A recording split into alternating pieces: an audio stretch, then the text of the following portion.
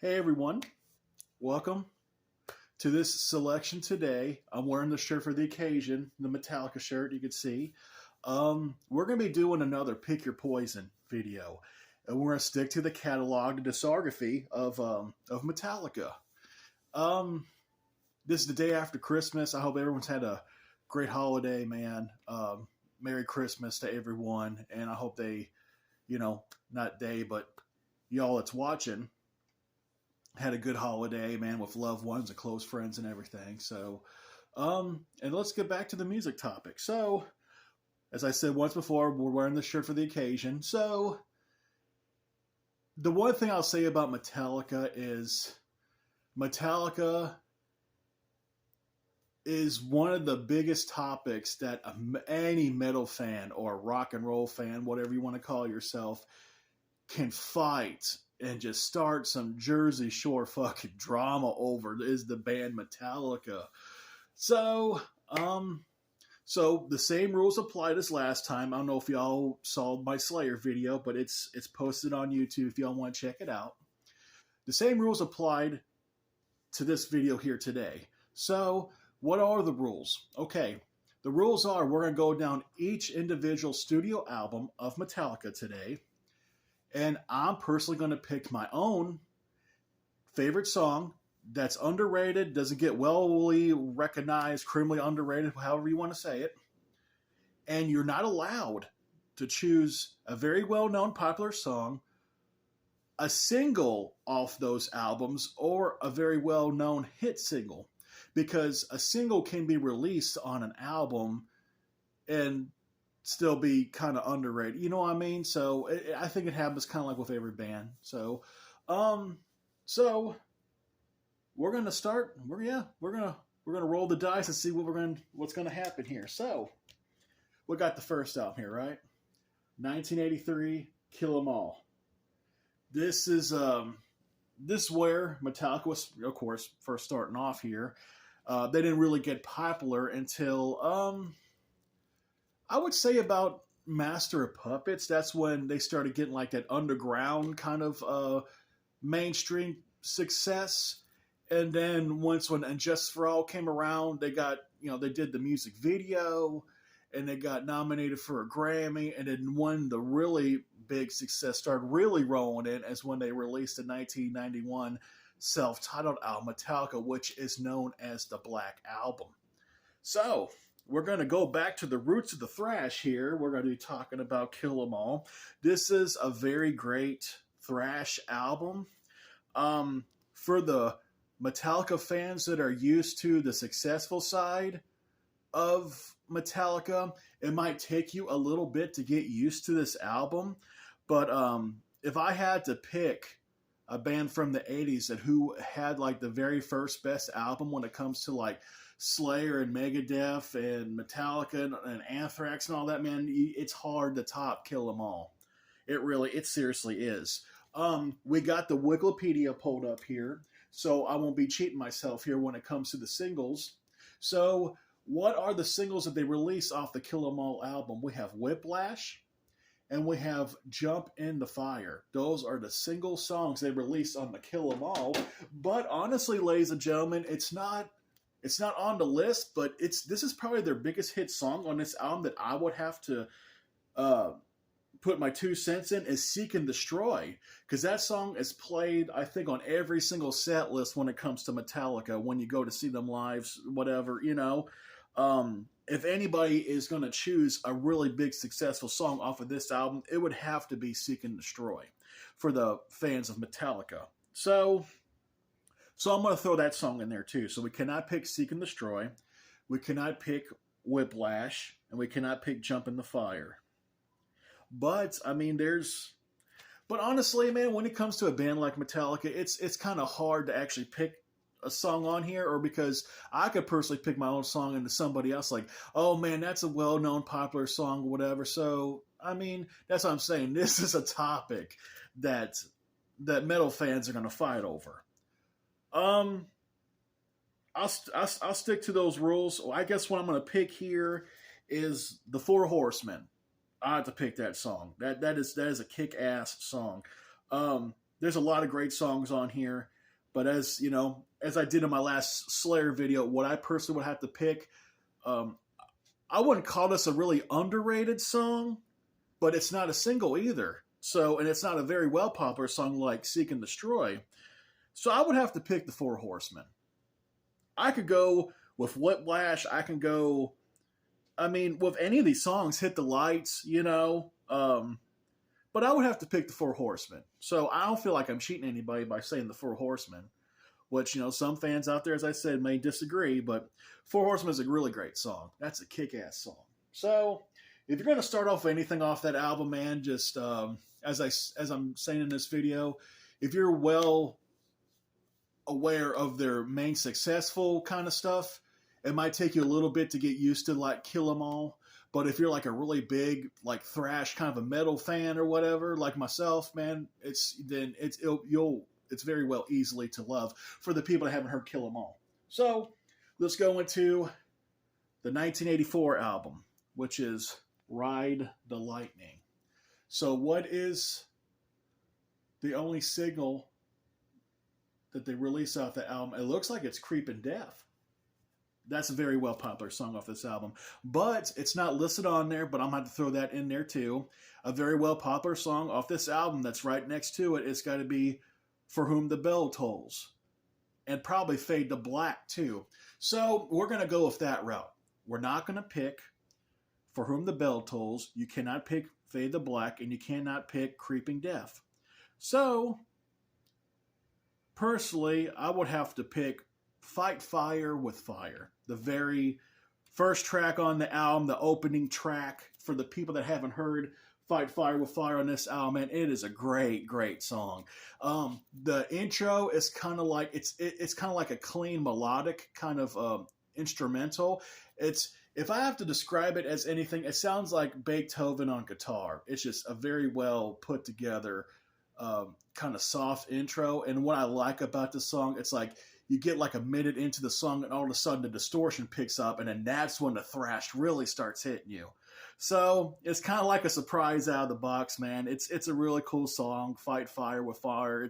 It's very entertaining, man, energetic, man. So yes, Fight Fire with Fire off of Ride the Lightning's Metallica.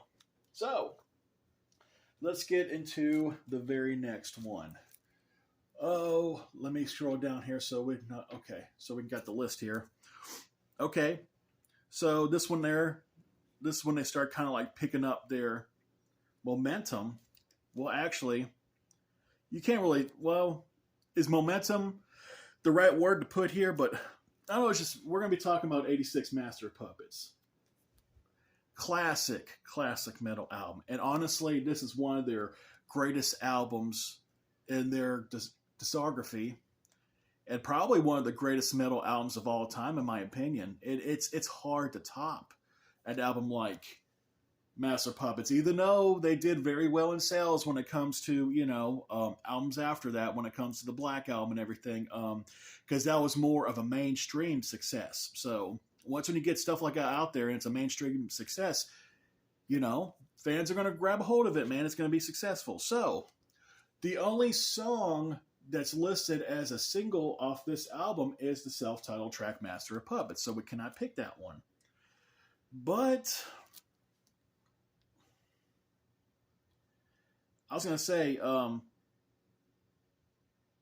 should I throw in like the first 4 tracks? Should I throw in Battery, Master of Puppets, The Thing That Should Not Be, and Welcome Home Sanitarium? I mean, do you feel like it's possible I could pick one of those songs? I feel like I'll be cheating to be picking one of those songs. So we're going to go on the track side 2 on this album. So what's on side 2? Disposable Heroes, Leper Messiah, Orion, and Damage Incorporated. I'm going to try to stick and focus more on that side, because side 1, those first 4 songs are very popular known for this album, even though it's listed as just Master of Puppets on Wikipedia. But if I'm going to have to pick a song on that side too, because just trying to be reasonably fair here, we're not trying to cut corners and cheat here and shit, I would have to pick Leper Messiah. That is a really great great, awesome track. You know, Damage Incorporated is probably it's very thrashy and everything. And honestly, I was reading an article, and speaking of picking your poison, the last video I did on Slayer, Kerry King said if he had to choose his very favorite Metallica song, he said it would be Damage Incorporated, and he feels like that's a song that he would have done and written, you know, back in the 80s or whatever. But, you know, the credit goes to Metallica. So, Leper Messiah, great pickup, awesome track. Check that out right there. We're going to be moving forward. Great album. This should be definitely in any Metalheads collection. Master of Puppets, man. I don't know what highly more I could speak motively about this album. It's just a very great classic thrash. You want to call it a thrash album? Yeah, there's thrash elements in there. It's a metal album, but it's albums like this is very highly on the list when it comes to metal. So grab that one, check it out. Oh, we're gonna be moving forward. When did this album come out? I think it was '88. It's what I have on the shirt. Yes, here we go. And Justice for All. What a great album this is. What is the only single that they released on here? Well, it's not only one. We actually got a couple on here. We got Harvester of Sorrow, we got Eye of the Beholder, and we got One. Those are the songs I cannot pick on this album. So, I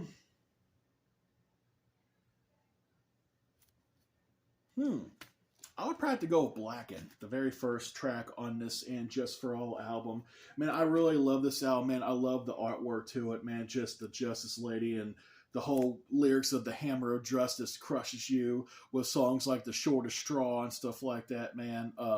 The Frayed End of Sanity, man, that's a really cool track with the intro sounding like the Wizard of Oz kind of march with the yo-wee-yo, yo. I mean, that gets any Metallica fan when you go see them live, get them all amped up and on their feet and shit. So there's Dyer's Eve, To Live Is to Die. That's for Cliff Burton, man, the bass that passed away on the '86 album, The Master of Puppets. And this one they picked up their new bass player at the time, Jason Newsted.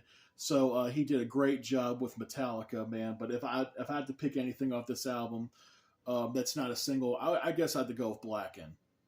But as I said, Metallica fans can argue about that. Oh, that is a popular song that they play in their set list, and Metallica fans know it. And I mean, I don't know what else to really go with. I mean, I'm just trying to be honest here. Y'all are just trying. I mean, that's what I'm saying. Y'all are making this video harder than what it needs to be. But yeah, it's Blackened off the And Just For All album. I think I'll have a much easier pick on the next one. Even though it's their biggest album. So it's the Black Album, the Metallica self-titled 1991 Black Album. The thing I remember about this album is it came out on my mother's birthday. It was like August the 12th, so I know that, and it's kind of hard to see. I don't know if you can see the snake on the front. It's very hard to right there, but it's more visible a little bit on the back. That's kind of like on the front cover. So, the front cover, man, you kind of like take it or leave it. It's kind of like, you know. It's like people are like that's not really like a metal kind of artwork or whatever, but it might be like a running joke with Metallica. It's like now you see me, now you don't kind of a thing. I don't know what to go with that one, but there is a lot of singles on this album. So we got Enter Sandman, which, you know, we can't pick that one. I'm going way too far down this list here. We cannot pick The Unforgiven. We cannot pick Nothing Else Matters, which that's another big hit single off this album. Wherever I May Roam, and Sad But True. So, as I said, I'm going to make this easy. We're going to go with, this is a four-sided LP. We're going to go with the side 4. I'm going to have to go with The Struggle Within. Because once when you hear the intro to that with the drums and the marching, and just, man, that sounds like a song like you're ready to go to fucking war on that song. So, and not only that, man, it's just the build up, the guitar work, and James's voice, man, it's just, he catched himself like hissing and spitting in parts like, man, you could just feel just the raw emotion and the passion and just the pissed off adrenaline in that song, The Struggle Within. So I'm gonna have to pick that one. Even though you can kind of go with any of these on here, like the Wolf of Wolf and Man, that's a great one. Um, the God That Failed, that's another good. My Friend of Misery, that's another great song. Uh, I mean, you can go with. I mean, it just.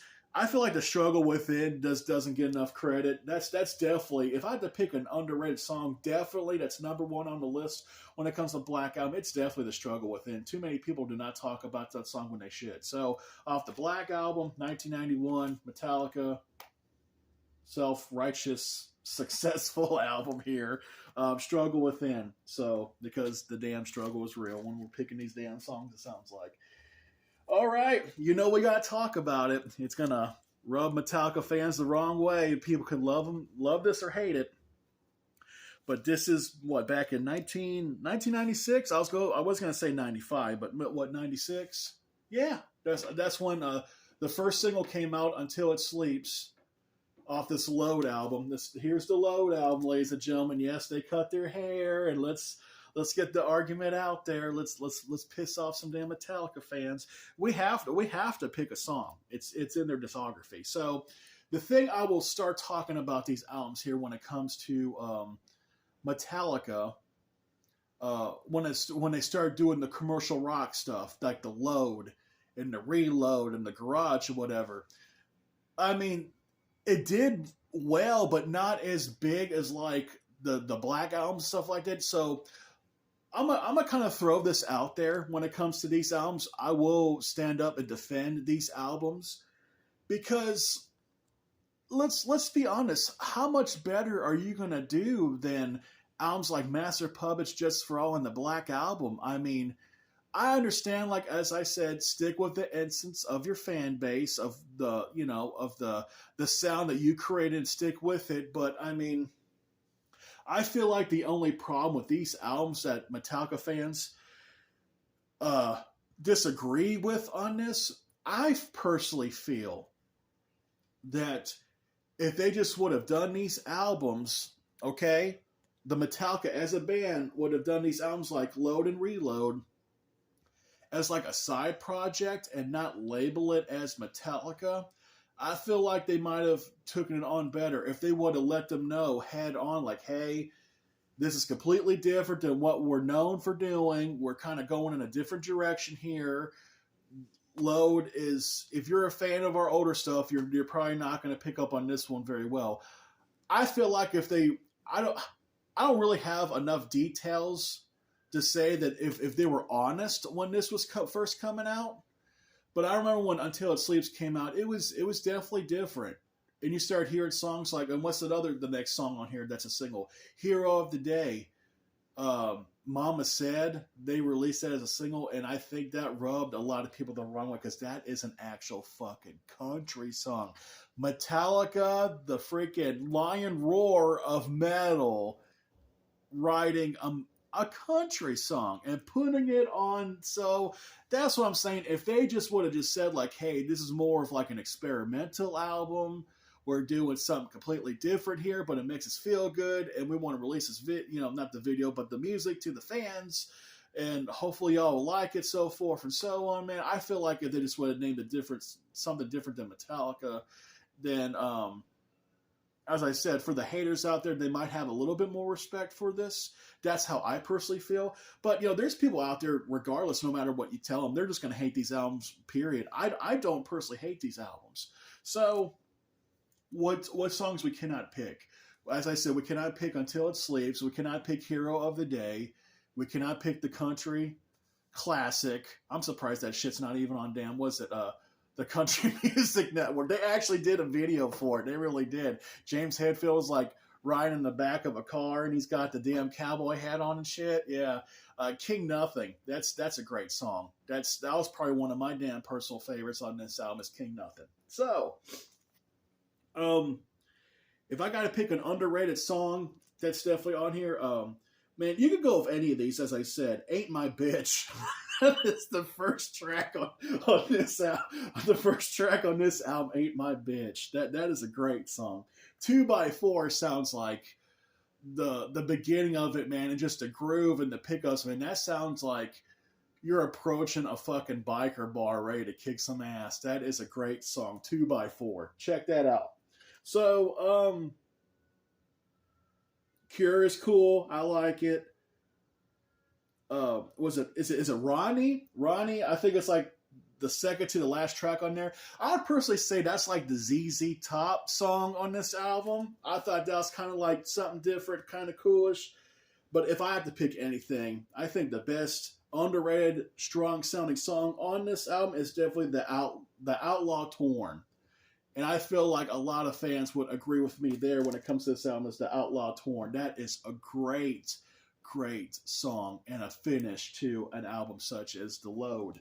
So we're going to keep loading it in there. We're going to be talking about the Reload. Yes, I got this on vinyl, Walmart exclusive. We gotta have these, man. Fond memories off these albums. So, of course, for the people that are familiar with these albums, we're still sticking in the commercial rock thing. We cannot pick The Memory Remains. We cannot pick The Unforgiven 2. And we cannot pick Fuel. In which, I think that... I remember when that song came out, my dad, he said some crap where, like, oh, Metallica sucks and yada yada, and he's a big NASCAR fan. Fuel was like the NASCAR theme song when that came out. It matches well with NASCAR, I said, oh, Metallica sucks, huh? Then if they suck so damn bad, then why is Fuel the national anthem song for damn NASCAR? That kind of, he's like, and he got quiet after that. So that's a fond memory where me and my, we're breaking each other's balls about and shit. So that was a fond memory of that, when it comes to this album. So how many songs did I list off that we can't pick? So what, three different songs? Memory Remains, Unforgiven, 2, and Fuel. So if I got to pick a song off here, you can go with somebody, but Better Than You.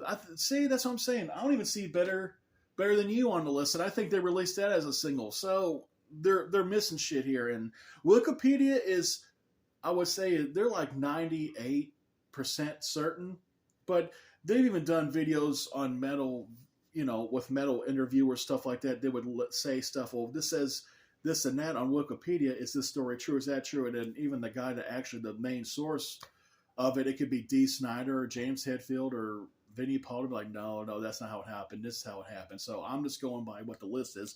But I know Better Than You was definitely a single that came off that album. I would have to go with The Devil's Dance. That is a really cool track. So The Devil's Dance off the Reload album, Metallica. I feel like there's a lot of cool songs on here. Bad Seed, Carpe Diem Baby. Slither is a really cool track. As I said, man, you're going to love or hate these albums. So I already defended it's probably about as best I can when it comes to these commercial rock albums. So that's my pick. Devil's Dance. This I think this is the last one I have on vinyl, but we're going to be talking about it, is The Garage. So Garage is more of like a cover album. Nothing but cover songs pretty much on it. It's called Garage Inc. They did the stuff back in the 80s where it's like, when I got this, I didn't get it on vinyl. I got it with the 2 disc. The first disc was the new album. The second disc was like the B-sides and the original Garage Days. I think it was the 80. No, there's a couple Garage Days albums on here, I think. So they had a Garage Days Revisit back in 84, which the M.I. Evil was on that one. So, and they had Garage Days revisited back in 87. That's when they first picked up Jason Newsted on the bass, and that's when they did songs like Last Caress and Green Hell and The Weight and all that kind of stuff. So we're not gonna choose any of those songs because we would definitely be cheating when it comes to that. So we'll be sticking with the disc 1. So, and the track I cannot pick on that is Whiskey in a Jar, Die, Die My Darling, which is the Misfit cover song. And we cannot pick the very well popular cover song of this album, which is Turn the Page, the Bob Seger track. So,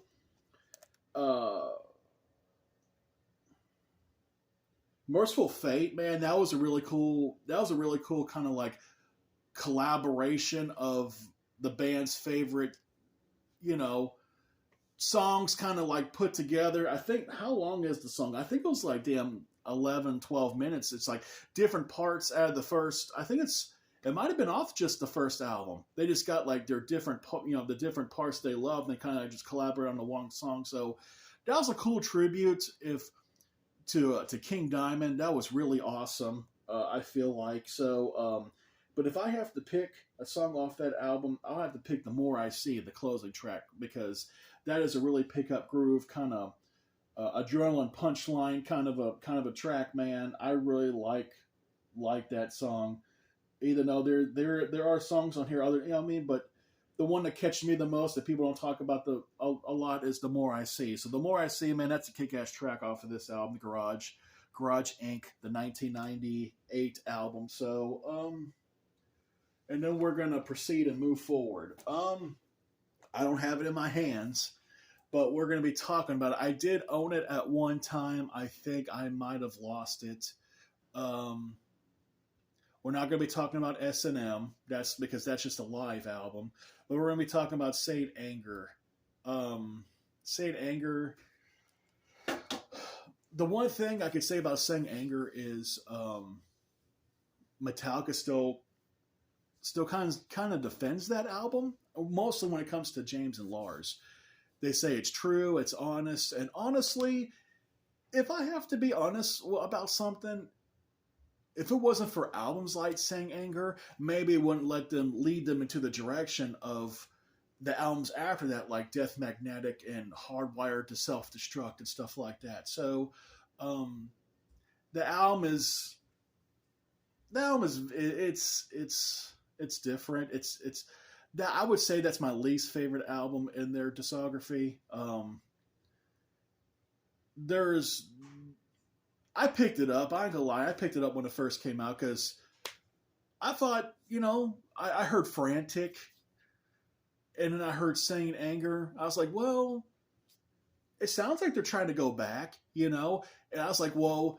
And as I said, they had to do Saint Anger because maybe they were outskirts of doing the faster, thrasher, kind of heavier rock for quite some time. And this is kind of like they're trying to get back into the feel of things. And they kind of been out from doing that for so long. And you kind of figured like, well, they should be able to pick up on it if they're playing songs live, like, For Whom the Bell Tolls and, and stuff off the Black Album. They're playing Master of Puppets. They should be able to pick up stuff like that around this time, 2001. But when it comes to the writing material, man, they've been out of that catalog of the thrash stuff for quite some time. You're talking about, 10 years about this time, if you want to call it, well, you can't really call the Black Album really a thrash album, but there are some thrashier elements, like, as I said, the song Struggle Within, that was my pick. So yeah, they've been out of the thrash catalog for quite some time. I would say over 10 years at this point. If I have to pick an album, not an album, but a song off this album, I actually had to go back on Spotify and actually force myself to actually try to listen to it just to try to be fair. And honestly, when I tried to listen to it, I think the buffering on the songs got so bad. It's like I had to shut it down and reboot it back up and everything. So that's kind of a bad sign when you're trying to listen to an album that, maybe in the ears of my TV that maybe it's not so damn good. That it's like they don't even want to play it, through the damn internet, Wi-Fi. So, I just thought it was just a coincidence, man, how that all came together. So, Purify, I would have to pick that one off that album. There's not really a whole lot I could say about Saint Anger because, as I said, that's like a bump in the road that they had to get out there to move forward. That's what I personally would say about my honest opinion about Saint Anger. Now, can I go the rest of my life without listening? Yeah, I can. Okay, so I mean, I think a lot of Metallica fans are on the same basis when it comes to that album. And I've talked to people where they're like, man, I liked Saint Anger. I loved it. Okay, and I mean, and that's fine. That's perfectly fine. But I don't know. It takes a lot.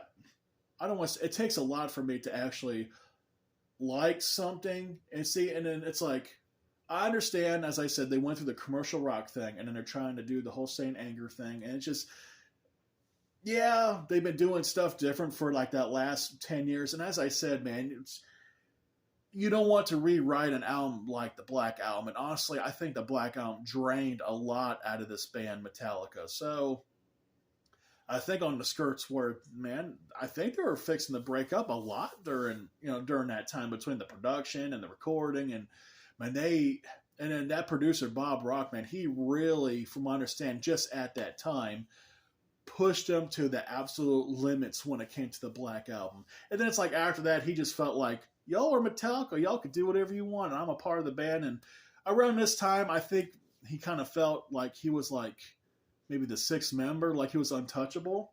So this was the last album that Bob Rock produced for Metallica. And then they had to tell him, like, man, it's time for you to go. You know? It is what it is. I'm doing a long pause there because I know they told, as I'm saying, like they told Bob Rock it's time to go. But I remember when Dave Mustaine was like in Metallica before they started doing the recordings to Kill 'Em All. But I think there's just too much greatness there. I mean, between Dave Mustaine and man, just when you have a lot of greatness in a band, all sides are going to butt heads, and if y'all can't like come together on something, then it's going to draw an issue. And honestly, if Dave Mustaine would have stayed in Metallica, then we never would have had Megadeth and stuff like that. So, I mean, I'm glad we got Megadeth, and I can't imagine going my whole life without just not having Megadeth. For a metal fan that loves the thrash metal stuff, it's just, man, it's just kind of hard to picture. So. Purify, Saint Anger, we're moving forward with that one. I only got the CD when it comes to the next album. One that come out 2008 is The Death Magnetic. I remember I got this when it first came out. So, what songs can we not pick on this album? God, they did a lot of songs as singles on here. They did The Day That Never Comes. That was the first one they did. I remember that one. The last one they did was All Nightmare Long, so you can't pick that one. The Judas Kiss, Silent Eyed, which is it's a very cool, cool track. My Apocalypse, I think that was nominated for not a nominee, but I think it was nominated, and I think it won a Grammy if we want to put it that way. So My Apocalypse, that's the closing track on this album. I'm gonna cut this really short. That Was Just Your Life, the very first track on that album. So I just wanted to zoom it in so everyone can see right there. So since it's not as big as the vinyls, so even though I didn't zoom in all the tracks on the other one, but That Was Just Your Life. That's a really cool opening track, and it kind of reminded me of like pickups of like Justice for All,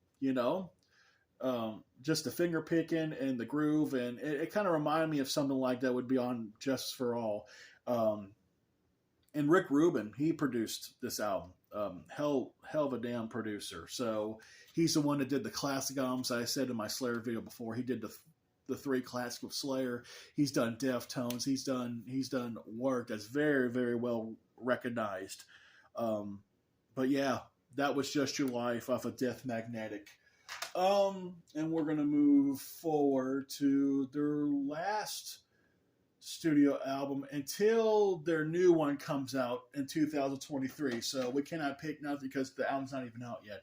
But they got a new album coming out called 72 Seasons.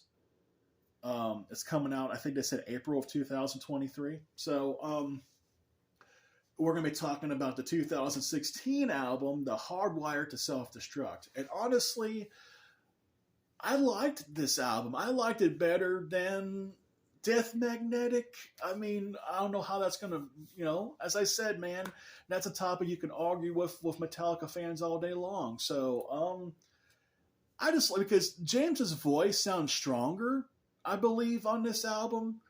And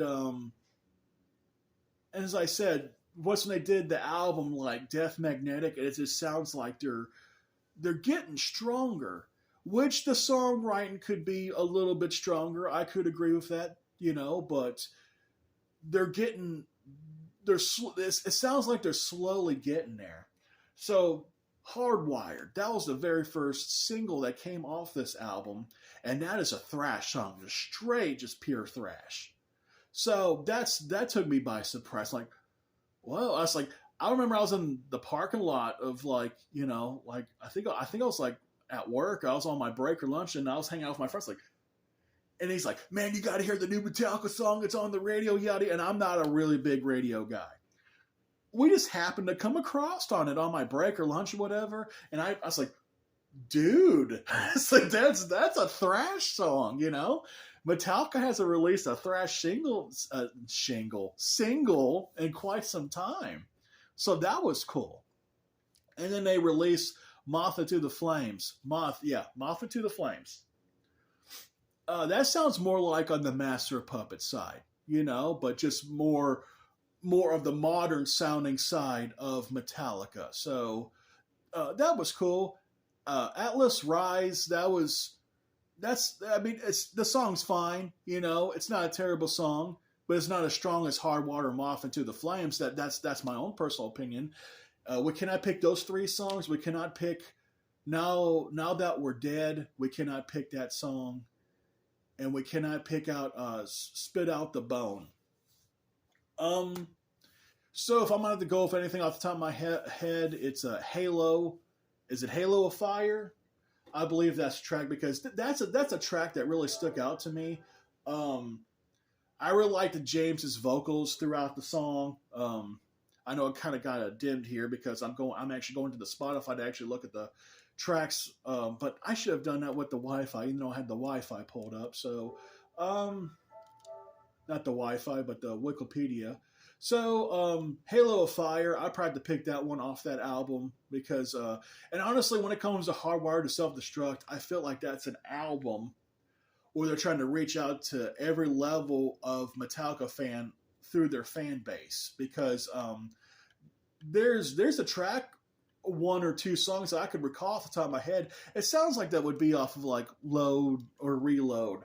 Was it? Yeah, Dream No More. I actually like that track, but yeah, Confusion. Confusion's a cool song. Man Unkind. That's, hit miss. Here Comes Revenge. I thought that was a really cool song. Am I Savage? I feel like that's the weakest song off the album. They're saying that the total length on this whole album is 77 minutes and 42 seconds. And I remember they broke it down and on the two discs. They put 6 songs on one disc and 6 songs on the other. When it's like, dude, man, if it's less than 80 minutes, why not just put... So, yeah, I didn't get that either. So, Murder One, that was a tribute to Lemmy Kilmister. I think he passed away in 2015-16, so that's their tribute to him. Spit Out the Bone, that's a single you cannot pick. That's a great thrashing track. Halo on Fire. I'm gonna pick that one. I think that was a cool song. Songs through like not songs, but like his voice through like the middle parts of like the songs or whatever. It's like the way how he'd use his voice, like something you would hear like off the Black Album, it kind of sounds like, as I said, like a Black Album track, but more modern of today's Metallica that we're used to hearing. It's kind of hard to keep your voice that strong, like how he's used to, like in 1991. I probably, that's probably the strongest that his voice has ever sounded was like the Black Album, man. He had a Lions War back then, But Halo on Fire, I would have to definitely pick that one off the Hardwired to Self-Destruct album. So I guess that's going to close this, man. So I hope y'all enjoyed watching this, man, and, me picking my own personal favorite, underrated songs. I feel like it doesn't get enough credit. Man, I cannot wait, man. And we're going to go into a new year. We had a lot of strong releases this year in metal, man. A lot of great stuff. So this is exciting, man, for Metallica fans to see what is the next chapter. What are they gonna sound like? What's coming next after Hardwired to Self Destruct? And actually, they released, I think, a single. I think it was like just about a month ago called Lex Eterna. I believe that's the title of the song. And it sounds like a groove, like something that would be off of Kill 'Em All. I mean, I enjoyed it. Could the not the strong, could the songwriting be stronger? It could, but I mean, but Metallica's been doing this for such a long time, man. So, man, as I said, man, I'm gonna tune in. I'm gonna see what's next for Metallica. I've picked up Metallica. I followed them throughout their whole career, my whole life, ever since I was a child. So, yeah, man. So I hope y'all enjoyed this video, man. I hope y'all are staying warm out there, man. I hope y'all enjoying life and everything. So until next time, man, I'm sure I'll do another pick your poison kind of thing. I'll try to, I'm sure I'll be looking through album stuff that I love that I'll be discussing on my channel here. So until next time, man, y'all take it easy. Take care of one another. Y'all have a good one.